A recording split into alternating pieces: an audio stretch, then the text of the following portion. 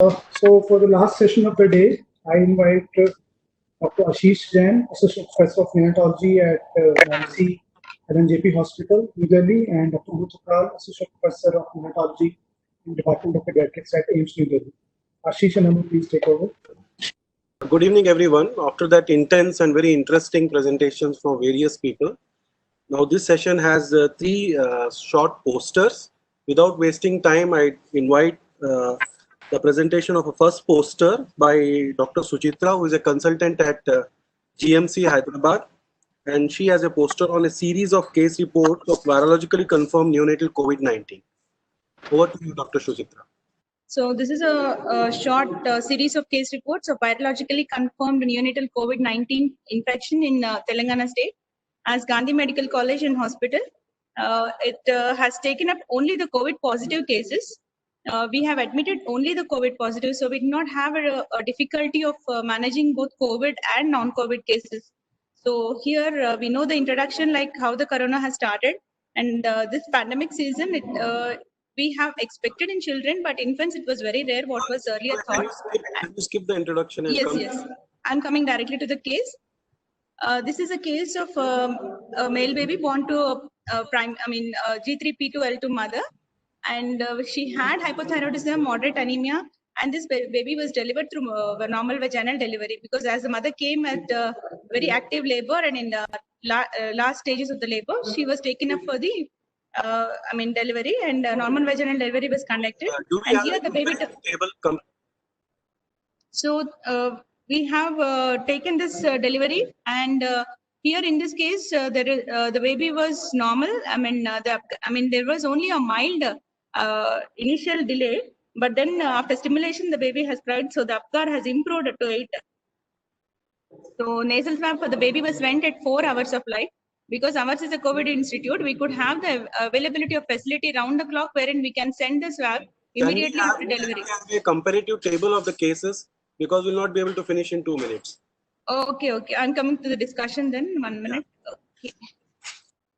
Directly, yes. 5 mothers are presented in this case. Yes, were positive, and all of them have been infected in the last trimester. And 2 mothers were symptomatic with respiratory illness. Out of them, 1 mother who had pneumonitis needed high flow oxygen support, and she recovered well with IV antibiotics and supportive care. But the baby did not have any comorbid conditions. And in case 1, where we have seen that perinatal asphyxia was seen, which was a mild grade of perinatal asphyxia, and baby did not have any any insult further. And case 2 neonate had which was a COVID positive baby.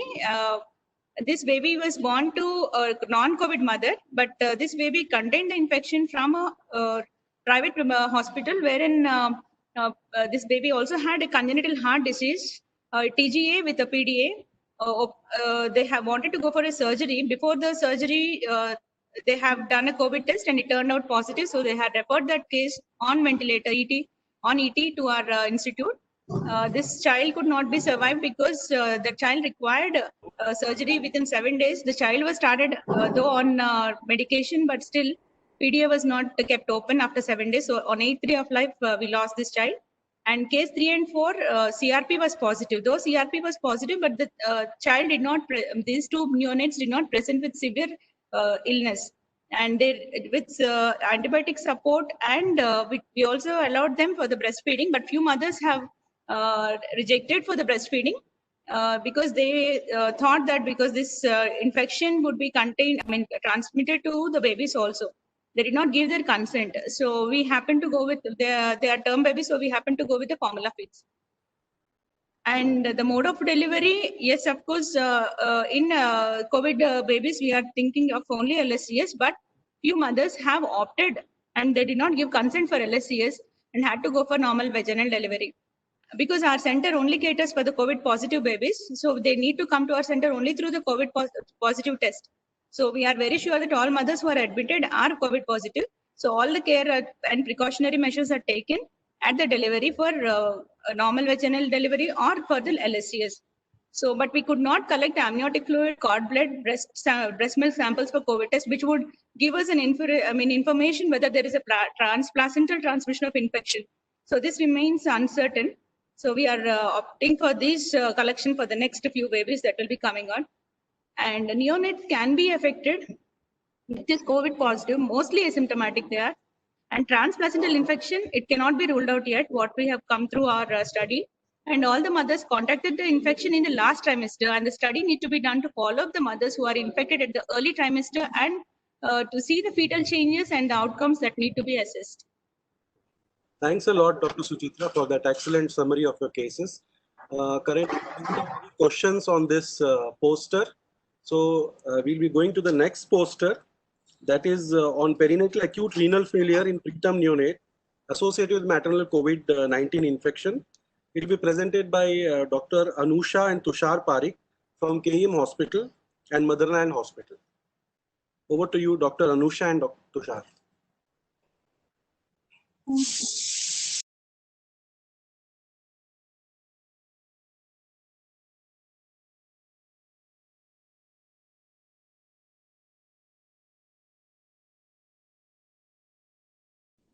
Deepak, I think there are not many questions for the open forum, but I thought I'll open up 2 questions for all the people who have excellent experience from Mumbai, Chennai, and Delhi. One is HCQ prophylaxis, how the healthcare workers are taking up. The second question I want to open up for everybody is, since newborns are unlikely to spread to others, to other newborns or to adults, is there any point in isolating these babies? So why not take every baby at the NICU as a normal baby? Regarding the first question, Mangla, do you propose HCQ prophylaxis? Yes, as far as hydroxychloroquine is concerned, the only concern for health workers is that people are worried about some people who, especially the cardiac effects of the drug. That was a concern earlier. So what government recommended earlier was they mandated an ECG before starting hydroxychloroquine, but that was in the month of May. Now the recommendations in June. So, but just one word, in your experience, are you doing HCQ prophylaxis for all your staff?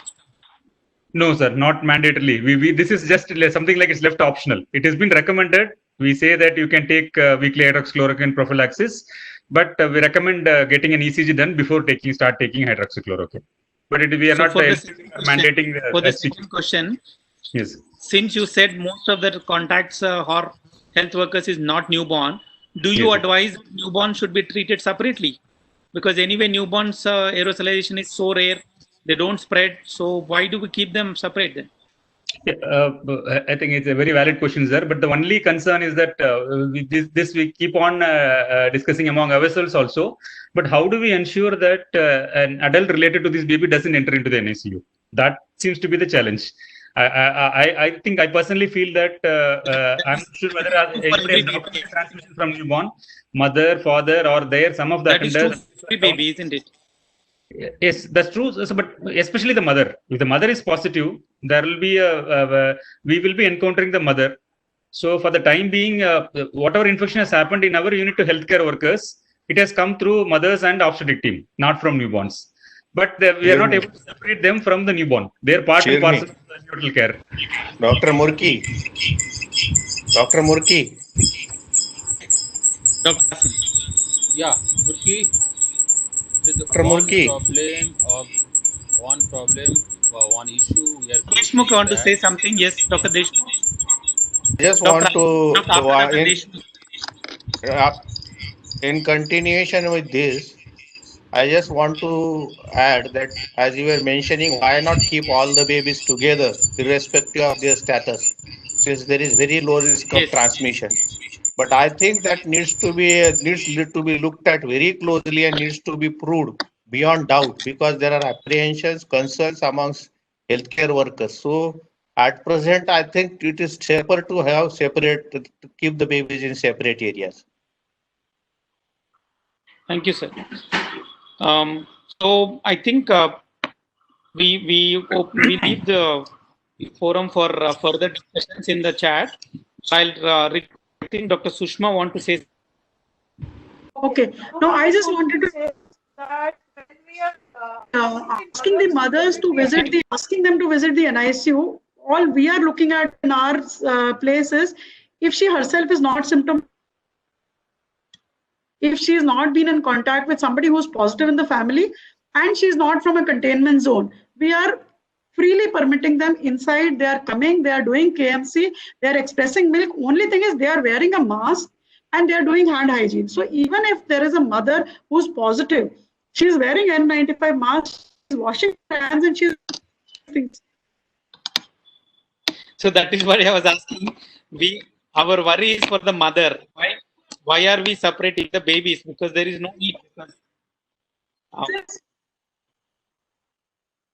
We are not separating the babies.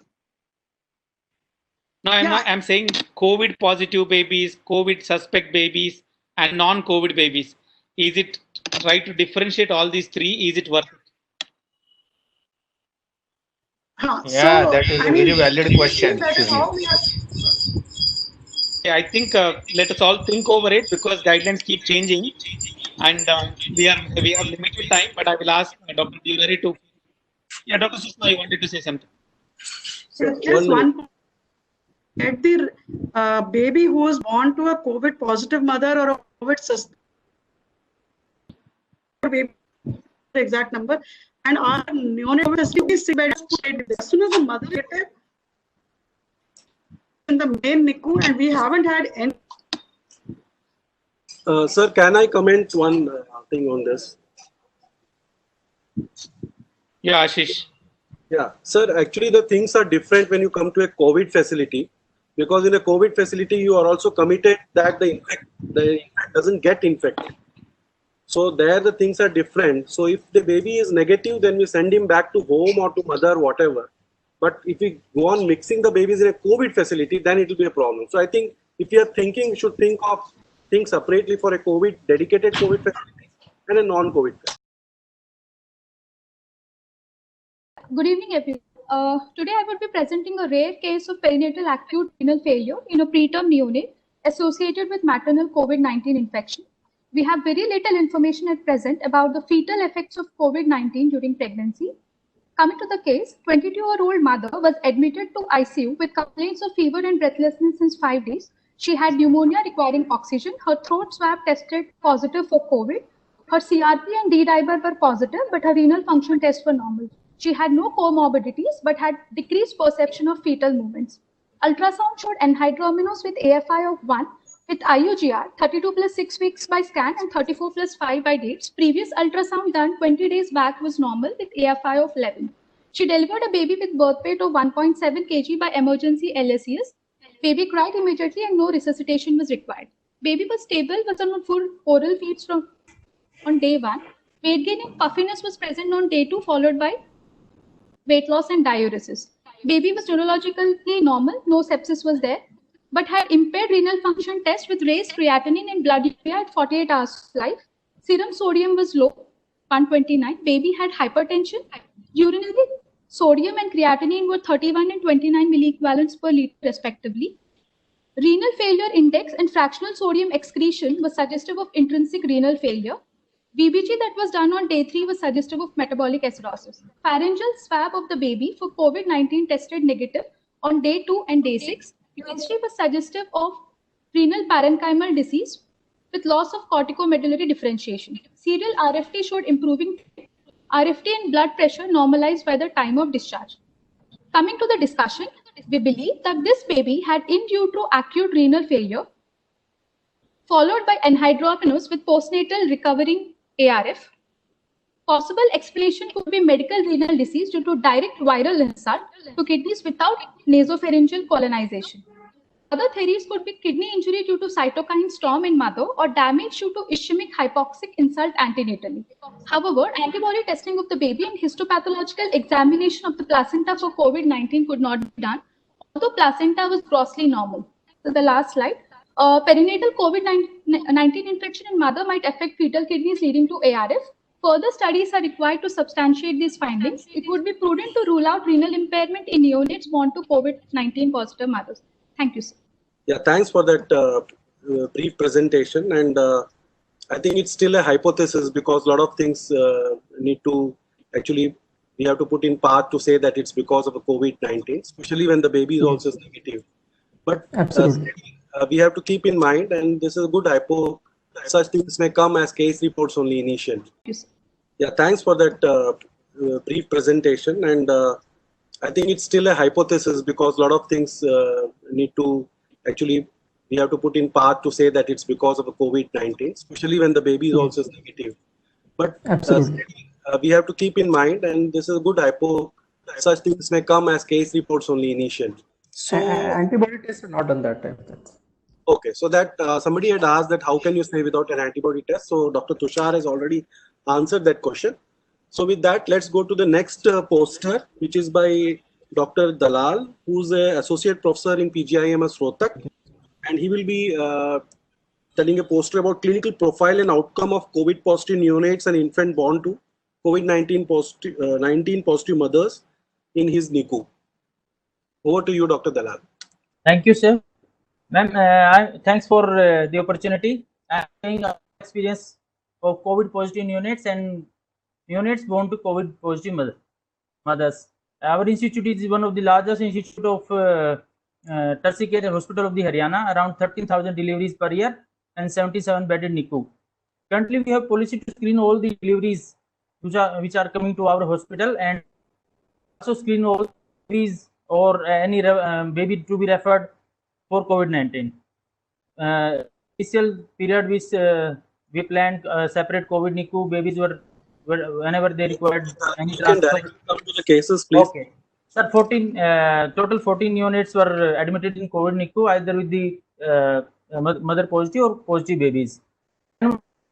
Positive mothers and 4 were positive newborns. These were outborn babies, and they have the mother don't have any COVID positivity, and any other family member also don't have any COVID positivity. The 6 were vaginal born and 8 were cesarean. And in the infant born to COVID positive mother, 2 had asphyxia and 3, and now all the babies are exclusively breastfed and confirmed tenofovir. And the 4 outborn babies who are positive were positive on day 1, day 3. This is the table, and day 1, day 30, day 3, and day 18. The 3 were the female and 1 was male. The weight were 1800 gram, 1900, 2700, and 2 kg. 2 were preterm and 2 were term babies. All out of these 4 babies, 3 had malformation. 1 had gastroschisis, other had congenital glaucoma, and another one has rectovaginal fistula. Because our hospital has a policy, whoever the baby requires surgery, they are screened for the COVID-19, and these were found during that screening. And but one baby, the baby on day 30, that baby was admitted at a private hospital and has some nasal trauma and problem, and baby was not able to, they were not able to wean off from the oxygen, and that baby they want to refer to Medicity, and they asked for COVID. And when the COVID test come positive, the baby were referred to us. They mostly the baby between admission and diagnosis were 12 day and 7 days. This baby test was done, surgery was planned later, so test was done on after day 7 of admission. And the mother and family members were negative. The first baby, the baby Sinu with the gastroschisis, baby died, and baby had sepsis and shock, and the most probably died because of surgical malformation and sepsis. And the other all 3 babies were discharged, and they have multiple problems. It's as one baby and presented at day 18 were presented with fever and reduced oral acceptance. Most of the positive cases were surgical cases because of our hospital policy may have find this possible. And the intrauterine transmission, because most of the inborn babies, all the babies were test was done on day 2 and day 5. Both the tests were negative, and any baby didn't have any positive result. And breastfeeding with rooming in was our priority. But in babies who got admitted because of some problems, we give express breast milk. And I think the policy of screening of symptomatic newborns presenting after 48 hours should be considered in all tertiary level hospitals to detect these cases which we have found.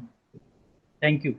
Thank you, Dr. Dalal, for that presentation. And as you can see that when you get the outborn babies, they are going through different places and coming. So really we can't rule out any postnatal exposure in these babies. But I think it's now time that we all pool our positive babies and then look at them together and see as to what lies behind the specifics of these morbidity which the COVID-19 causes in neonates. So that was an excellent presentation. Thank you. Thank you. We don't have any question on that presentation. So can we conclude the session, Dr. Anu? Yes, so thank you, Dr. Jagjit and the team from KEM, Dr. Anusha and Dr. Tushar and Suchitra for a crisp presentation. We finished our session in a great time bound thing which was given to us. And now I'll go back to Dr. Deepak for the next proceedings. Thank you, sir. So I think first I would respond to two questions which Murki raised. The concluding remarks and then. No. So two questions which you raised first about the hydroxychloroquine prophylaxis. Can you hear? Yes, sir. Can you hear? Yes, sir, you're clear, sir. Okay. You're clear. So I would like to share yesterday one of the project which our medicine department has done looking at hydroxychloroquine prophylaxis among healthcare professionals who are working in COVID area. It shows clearly that those who are taking prophylaxis, they are not landing up with infection. And the data which is shared also showed that the ECG may not be needed, but none of the patients, in 20 patients, they did ECG monitoring also. None had any QT prolongation who are taking hydroxychloroquine. So till ICMR recommendation is all healthcare professionals who are working in COVID duty must take hydroxychloroquine. We are doing that in our hospital, but many of the people don't take it because the evidence is a little bit gray, in the gray zone. I hope it answers your question. And the publication will come very soon from Department of Medicine, which is with Naveed Vig and Manish Suneja. Yes. And they presented that one. And your second question was, why do you want to make a distinction between COVID positive baby coming to the NICU and separating these? I think this need to be answered by doing a real good research. If you bring a baby who is COVID positive in the another NICU where babies are not, they may be a little bit immunocompromised also. Unless you do antigen test on the other babies who are surrounding that baby, which is by rapid antigen test on different days to show till 7 days whether the other babies are getting colonized with that virus or not, COVID virus or not. So this is a researchable type of question, but at this point of time, I think it is a good policy. We should not It is make worth looking at that aspect, sir, because otherwise a lot of resources and there's a lot of fear factor. But So I think I'm so rightly suggesting- pointed out, sir, there is need for working on that and before coming out with guidelines on separating and non-separating. So at this point of time, yes, we just need to separate. Yeah, at this So point of over time, to you, we sir. need to do separation here. So I think it's wonderful to see more than 400 people logging in, and at this point of time, we have only 25 people who are 25% of the people who are still logged in. It has been really very good learning for all of us from each other, that how different places have worked hard in this hard time, organizing the care for COVID positive babies in the NICU. In addition, they continued working for non-COVID areas also in the NICU.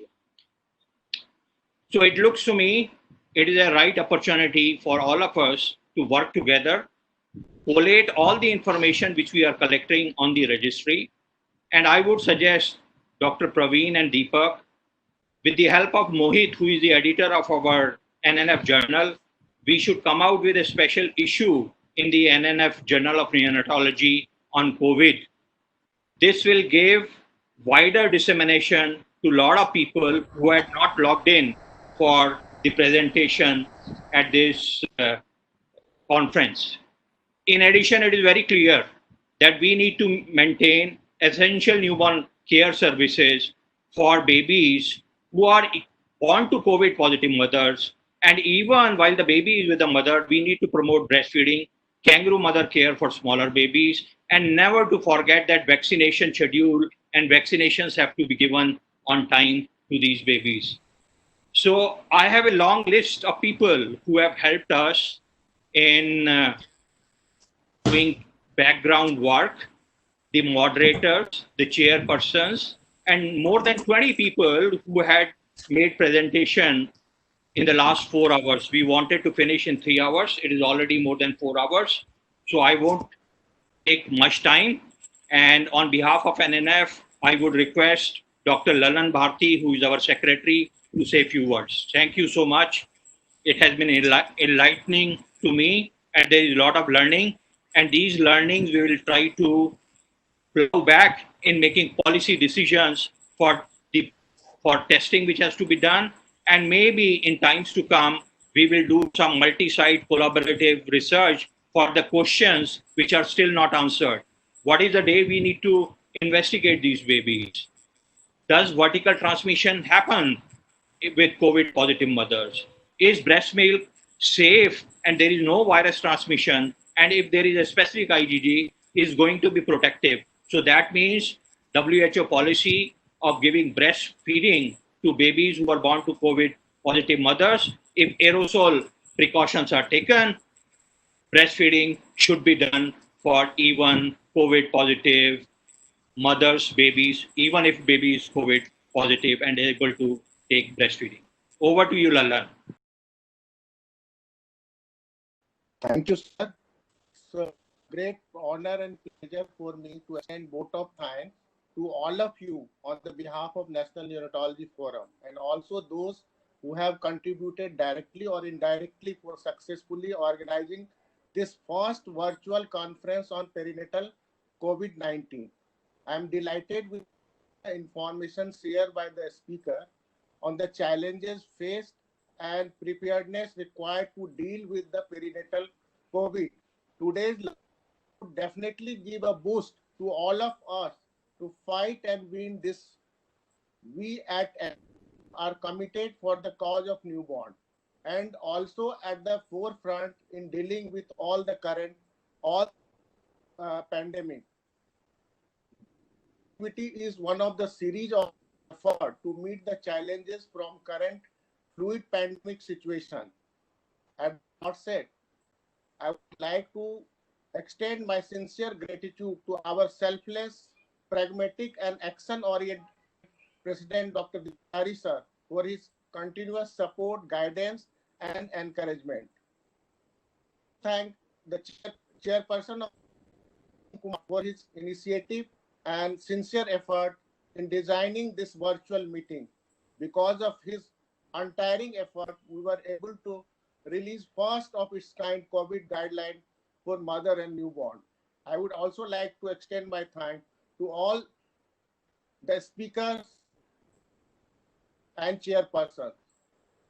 I would like to extend my thanks to Dr. Deepak, Dr. Murki, Dr. Rishikesh, Dr. Nandkishore Kabra for coordinating and putting together all necessary resources for this conference.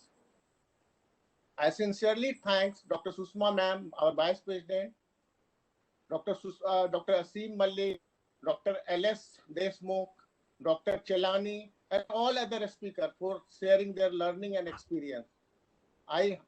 My special thanks to Dr. Anu from AIMS for providing web support for this event and for helping NNF in getting an independent platform at a very reasonable price for all future meetings. Last but not least, I do recognize the effort of our NNF office staff and Mr. Puneet from AIMS for the backup office support for this virtual meeting. Once again, my sincere thanks and best wishes to all of you. Stay safe, stay healthy during this difficult time. Thank you. Thank you. Thank you, sir. Thank you. Thank you very much. Nice. Thank you, everyone. Thank you.